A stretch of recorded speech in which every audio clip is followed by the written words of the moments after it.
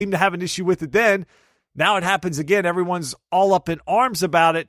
Do you feel like this is a rule the NBA needs to change, or is this much to do about nothing? I think it's much to do about nothing, and I think it's also much to do about chance. You just so happen that this year, a guy like Donovan Mitchell had a fantastic year, and if it were a year when Ben Simmons wasn't also a rookie, Donovan Mitchell would have won the award. I think it would have been very, very clear. But Ben Simmons in the regular season was a better player overall and had a huge impact in Philadelphia. And I agreed with you, a couple weeks ago when we talked about this, that Ben Simmons should be considered a rookie and should win the award. And so I really have no issue with it. And once again, the voters had no issue with it. All the talk that went on, it still went 90 first place votes to Ben Simmons versus 11 for Donovan Mitchell. So look, when we got to the playoffs, now I know these awards are based on regular season, but the eye test tells you when we got to the playoffs, Donovan Mitchell outplayed Ben Simmons by a wide margin. For that matter, LeBron outplayed James Harden by a wide margin. But that doesn't really matter. In the regular season, us and the voters, they thought Ben Simmons deserved the award. And it's much ado about nothing. There are other years, like you said, precedents with Blake Griffin. There have even been other years where a player gets drafted and then he might spend a year in Euro and then he might spend a year in the D-League and then he might come in. What is that, his third year? He's still considered a rookie by the time he hits his first games on the NBA court. So I think it's just sour grapes for the people that have a like for Donovan Mitchell. But the fact is, Ben Simmons was qualified to be a rookie, and he won the award. Now, the rookie class that got invited, Ben Simmons, Donovan Mitchell, Jason Tatum, those were the three finalists for the award. Let me ask you this question. We're sitting here, hopefully 5 years from now. Which of those three players is the best player? Well, I hate to say this as a Philadelphia 76ers homer. And as much as I loved Ben Simmons this year, I think what I saw in crunch time in the playoffs, I think Jason Tatum has a real chance to be the best out of those three guys. I kind of lean that way as well, but I want to see Ben Simmons this next year if he fixes his jump shot, or not fixes, if he can get a jump shot and add that element to his game. If he doesn't do that, I think he's limiting his ceiling because, as you saw in the playoffs, teams are eventually just going to say, all right, we're going to pack it in. You can shoot the ball from 15 feet, or you can stand there and dribble and wait for someone to get open. If he puts that element in his game and each year he can expand his range, I think in 5 years he will be the best player. If he doesn't do that and he stays stubborn and he doesn't want to fix his shot, I think it's Jason Tatum, just for the fact that he just feels like that prototype NBA player that you want now. Big, athletic, can shoot the three, can guard. He can do a little bit of everything. And I still think Donovan Mitchell's going to be a terrific player as well. Oh, yeah. He's not going to be a bad player. But I think just the upside of Tatum, what you saw from him as a rookie, I think if the Rookie of the Year award extended and got voted on, say, June 24th, the day before the awards, I think Tatum would have been the guy, because he had such an impressive playoff run. He's the guy that stood out for the Celtics going up against LeBron when it felt like the Celtics at times had no offense. During those playoff series, Tatum was shooting the ball with range and confidence. Kind of reminded us of a Kevin Durant, a big guy who could just control the floor and then stop and shoot the ball. That's what Ben Simmons is lacking. But like you said, Ben Simmons could get there. And I look at a guy like LeBron. LeBron is a far, far better shooter right now in year 15 than he was in year 1. Actually, LeBron wasn't a very good jump shooter at all for the first few years. And that's why we always talk about, if you want to talk elite shooters, LeBron James is not an elite shooter. Now, Ben Simmons, could he get better? Yeah, I think he will. And he has all the tools, the way he can pass the ball, the way he can move the floor. He's good under the boards. And so I think if he develops that shot, he could be every bit as good as Jason Tatum, surpass him, and be a powerhouse in this league. We could potentially be talking about these guys as MVP candidates in a few years when guys like LeBron and Harden and Westbrook, Durant are retired or much later in their careers. This is the next wave of guys. Speaking of rookies, Eric, last Thursday night was the NBA draft. We talked about it on the show, episode 207 last week. We did some draft previews, talked about what we thought. Things at the top of the draft played out how we thought they would. DeAndre Ayton went number 1. Marvin Bagley went to Sacramento at number 2. Then things started to get interesting, and we had talked about the potential for Trae Young. If this guy is someone you think is the next Steph Curry, why not take a shot on him? Look what it's done for Golden State to have that type of a foundational building block on your team. Maybe Atlanta was listening to the podcast. I don't know. All of a sudden, they come out. They take Luka Doncic at number 3, and then the trade is announced that they are swapping picks with the Mavericks at 5. So, Eric, you look at this deal. Atlanta gets Trae Young. They also pick up a top 5 protected pick next year from the Mavericks. Mavericks get the guy they coveted in Luka Doncic. So which team do you think got the better end of that deal? As we talked about on the episode a couple weeks ago, I think that's a very tough call when you have guards, shooting guards, point guards coming in that really are young and unproven. But based on athleticism and based on maybe some of the fear that we have about European guards coming in, I think Trae Young could be a superstar in this league if he keeps his head on straight and if he works the way that he says he's going to work. Yeah, he can go out and pour in a lot of points in college. He can put up a lot of numbers, but can he be that same complete player in the NBA? If the answer is yes, you might be looking at a guy who can really move the needle like a Steph Curry. I don't think Luka Doncic is going to be that type of player. I think he is more, I think he's probably more shooting assist type of guy. I don't know if he's an all-around guy. He's going to be probably a pretty good shooting guard, but Trae Young might have the ability to control the game. That's where I think his stardom rises. I like what both teams did. I think Atlanta, you have to sort of like what they did because it reminds me a lot of Philly and Boston last year, where Atlanta moves back, they get a pick, and they get the guy they wanted. I think for what he can do with the Mavericks, he doesn't have to be the primary ball handler because the Mavericks have Dennis Smith Jr. for that, their first-round pick from last year. So he can play off the ball.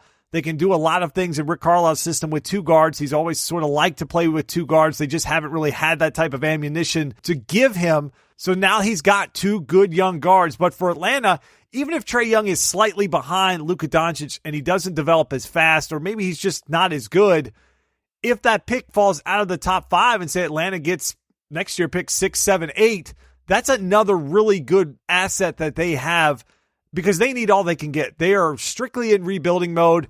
We've talked on here before, the NBA gives you an advantage if you tank. You're not penalized. You just continue to get gift after gift of a high pick in the first round. So Atlanta could go the Philly route, and they could just try to take blessed players, swing and miss if they want, and hope within the next 3 to 4 years, 2 or 3 of these guys hit.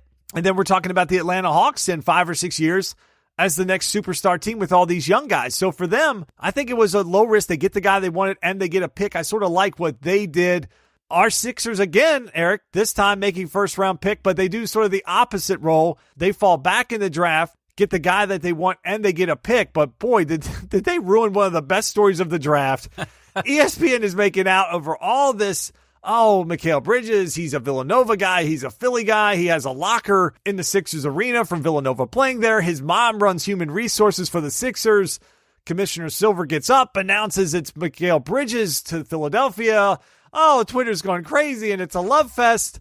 And then, about a half hour later, the commissioner gets back up to announce that the pick has been traded. Mikal Bridges is off to Phoenix, and the Sixers get Zaire Smith and the 2021 Miami Heat first from the Suns. Outside ruining the most heartfelt story of the evening, Eric, did you like what the Sixers did? I don't have a lot to say on the matter other than this. The Sixers made a smart move. They took maybe another good player in Zaire Smith. Who knows if he will be better or worse than Mikal Bridges, but they got other assets in the trade. And so I think that's really where the needle moved for Philadelphia because flip a coin. Who knows if Bridges or Smith will be a better player? You're in that 10th through 16th, 17th range in the draft. You're kind of throwing a dart at some of the high to mid-high range players anyway coming out of college.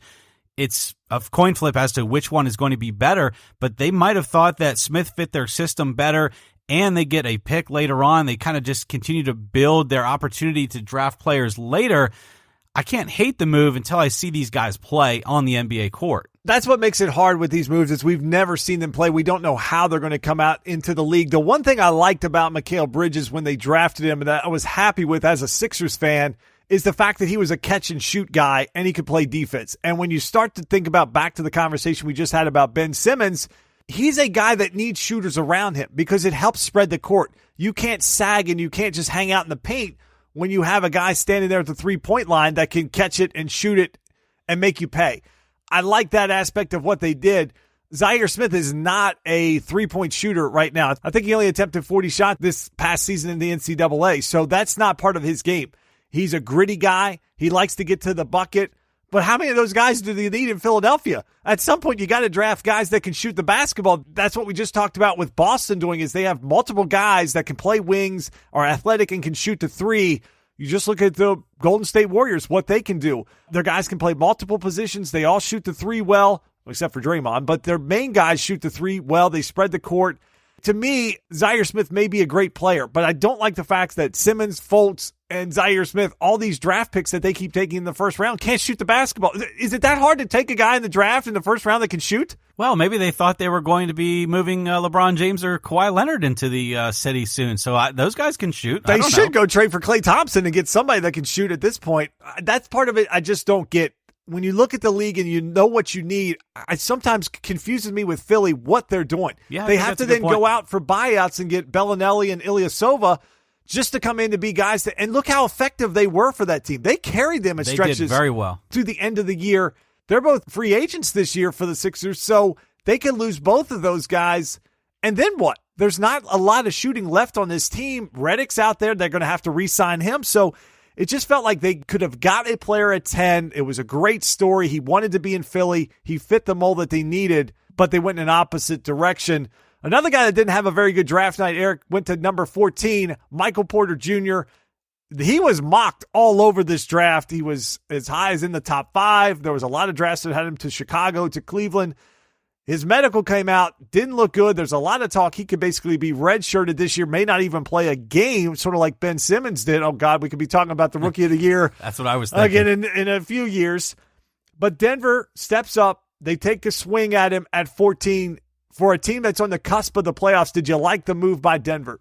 If you're a team in the spot that Denver's in, I think you take that chance. They obviously liked what they saw from him in college out of Missouri. However, if the injury news is tough and that doesn't go well as the year progresses, even though he might not play next year, you saw that same type of thing with a guy like a Greg Oden, or there have been guys where you just draft them and then hope that things work out, and it may not.